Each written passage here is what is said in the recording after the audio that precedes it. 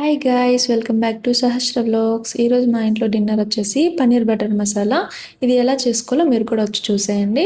ముందుగా ఒక ప్యాన్ తీసుకొని పన్నీర్ని క్యూబ్స్లో కట్ చేసుకోవాలి.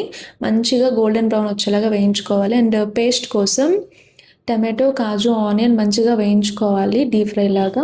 ఇవి వేయించుకున్నాక అది మిక్సీ పట్టి పక్కన పెట్టుకోవాలి. అదే ప్యాన్లో కొంచెం ఆయిల్, కొంచెం బటర్ వేసుకొని బిర్యానీ స్పైసెస్ కావాలంటే మీరు యాడ్ చేసుకోవచ్చు. ఇంకా అందులో పచ్చిమిర్చి, ఆనియన్ వేసుకున్నాను. కొంచెం అది మంచిగా అయినాక ఉప్పు, కారం వేసుకొని ఈ గ్రైండ్ చేసుకున్న పేస్ట్ని అందులో వేసి మంచిగా కలుపుకొని ఒక 2 నిమిషాల పాటు మూత పెట్టాలి. ఆయిల్ అదంతా పైకి వస్తుంది మంచిగా.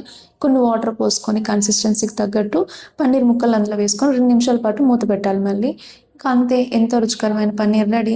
గార్నిష్ కోసం కొంచెం కొత్తిమీర వేసుకున్నాను. అండ్ మీలో ఎంతమందికి ఈ పన్నీర్ రెసిపీ ఇష్టమో కామెంట్ చేయండి.